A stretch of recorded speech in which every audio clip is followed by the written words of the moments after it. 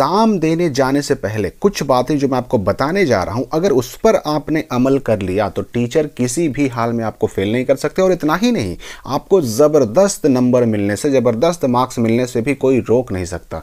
तो सबसे पहली चीज़ जो आप एग्ज़ाम देने के दौरान ध्यान रखेंगे कि आपको जो वहाँ पर कॉपी मिलेगी या फिर जो OMR मिलेगा या फिर जो अटेंडेंस शीट मिलेगा, इसको बहुत ध्यान से भरना है। इसमें कहीं भी चूक नहीं होनी चाहिए। इसमें कहीं भी कोई चूक होगी तो आपके रिजल्ट पर उसका सीधा असर पड़ता है। इस बात का आपको बहुत विशेष ध्यान रखना है। उसके अलावा अपने साथ जो है ना, आपको कम से कम 2 कलम ज़रूर लेके जाना है। एक ब्लू ले जाइए, एक ब्लैक ले जाइए। आप अगर दोनों पेन का यूज़ करते हैं तो भी कोई प्रॉब्लम नहीं है। जहाँ पर ज़रूरी हो, जहाँ पर हेडिंग डालना हो, वहाँ पर ब्लैक पेन का यूज़ कीजिए और आंसर लिखने में ब्लू का यूज़ कीजिए।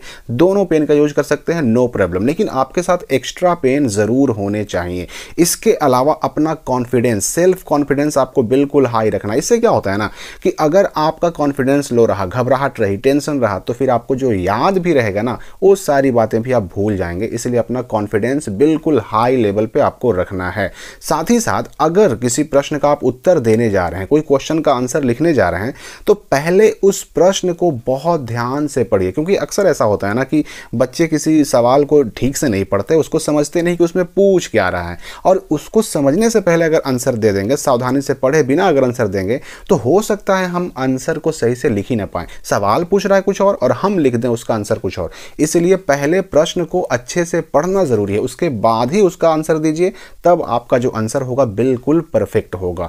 और जहां तक संभव हो, जितना पॉसिबल हो, आपको जो जवाब देना है, जो आंसर लिखना है, अपने ही शब्दों में लिखना है।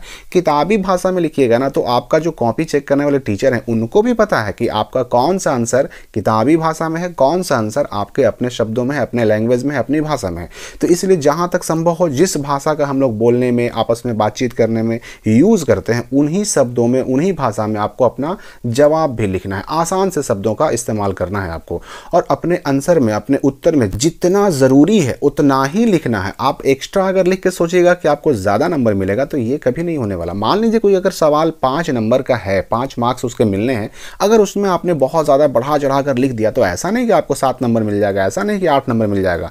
5 नंबर से एक्स्ट्रा कभी नहीं मिलने वाला। हाँ, अगर आपने बढ़ा चढ़ा कर लिख दिया, ज्यादा लिख दिया, तो उससे आपका नंबर कट ही सकता है, ज्यादा तो हरगिज नहीं मिलेगा। इसलिए जरूरी है कि जितना पूछा गया उतना ही आंसर दें, बढ़ा चढ़ा कर बिल्कुल ना लिखें। और यही नहीं, जिन प्रश्नों का उत्तर आपको अच्छे से याद हो, उन उत्तरों को, उन आंसर्स को कॉपी के शुरुआत में लिखें, शुरुआती पेजेस में लिखें। इससे क्या होता है ना कि एग्जामिनर जब आपकी कॉपी खोलेंगे तो उन पर एक अच्छा इफेक्ट पड़ेगा। देखिए, होता क्या कि कॉपी चेक करने के दौरान जो एग्जामिनर होते हैं, टीचर होते हैं, वो सबसे पहले पेज पर विशेष ध्यान देते हैं।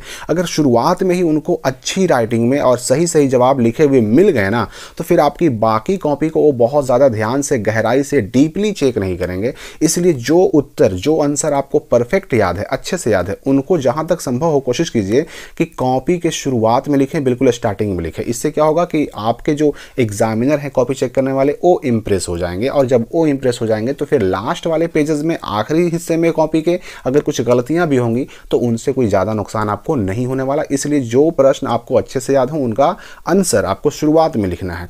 और कॉपी के शुरुआत में ये भी आपको प्रयास करना है कि जितना पॉसिबल हो सके अपनी हैंड राइटिंग को बिल्कुल अच्छा रखना है। शुरुआत वाला वही मामला वही है इंप्रेशन का, क्योंकि शुरुआत में हैंडराइटिंग भी अच्छी होगी, आपका आंसर भी सही होगा, तो इंप्रेशन जो पड़ेगा टीचर पर, एग्जामिनर पर, वो अच्छा पड़ेगा। और इसका फायदा आपको बिल्कुल मिलने वाला है। आपको नंबर बिल्कुल दिल खोल कर दिए जाएंगे। तो इसलिए इस बात का भी आपको ध्यान रखना है। अगर कॉपी में कहीं पर कुछ गलत हो जाए, कुछ काटना पड़ जाए, तो ऐसा नहीं कि वहां पर बिल्कुल जो है ऐसे इस तरह से पेन चला देना है। इस तरह से नहीं करना है। आपको करना क्या है कि अगर काटने की जरूरत ही हो तो बस एक बार लाइन चला दीजिए, एक बार लाइन चला के काटिए। इससे कॉपी भद्दी नहीं लगती, गंदी नहीं लगती, और इससे आपको नुकसान भी नहीं होता है। तो जहां पर भी जरूरी हो, बस काटने के लिए एक बार पेन चलाएं, 2 बार, 3 बार, 4 बार आपको बिल्कुल चलाने का प्रयास नहीं करना है।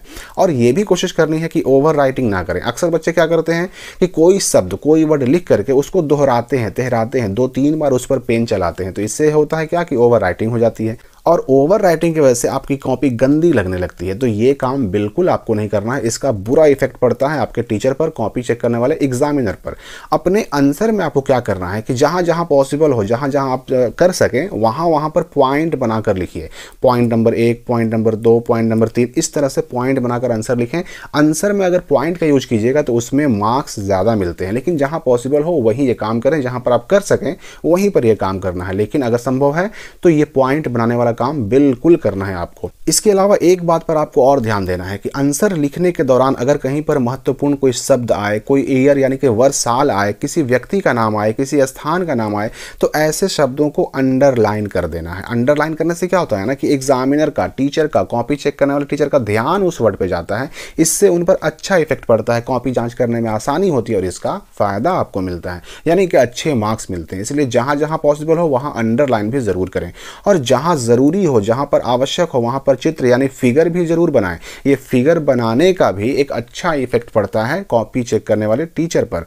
मैं आपको बता दूं कि जहां जहां पर आप आंसर लिख रहे हैं, आंसर के साथ क्वेश्चन नंबर जरूर लिखें। इससे भी इंप्रेशन पड़ता है अच्छा एग्जामिनर पर, क्योंकि उनको मालूम पड़ जाएगा कि कौन से सवाल का जवाब कहां पर है, किस नंबर के प्रश्न का उत्तर कहां पर है। तो इससे भी उन पर एक अच्छा इफेक्ट पड़ता है।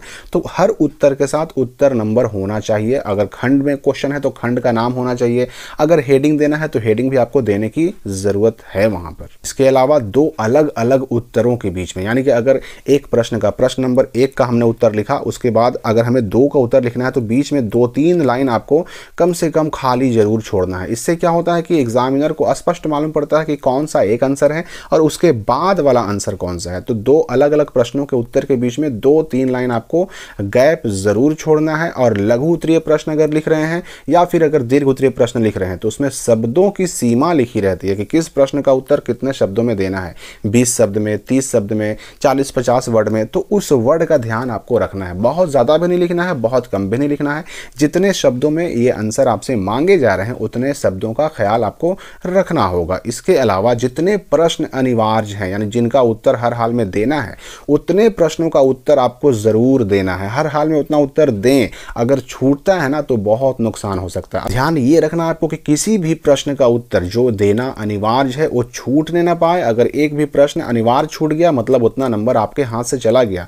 तो यहाँ पर एक प्रश्न ये उठता है कि अगर किसी प्रश्न का उत्तर याद ना हो, किसी क्वेश्चन का आंसर याद ना हो, तो क्या करेंगे हम? तो ऐसी स्थिति में आपको उस क्वेश्चन से मिलता जुलता कुछ भी बनाकर लिखना है, लेकिन लिखना है, आपको छोड़ना बिल्कुल नहीं है। इतनी चीज़ों का ध्यान रखें। आपके बोर्ड एग्जाम की कॉपी अच्छे से चेक भी होगी, नंबर भी दिल खोलकर मिलेगा और फेल करने का तो सवाल ही नहीं उठता। तो आपके एग्जाम की शुभकामनाओं के साथ मैं विदा लेता हूं और मिलता हूं अगली वीडियो में एक नई जानकारी के साथ।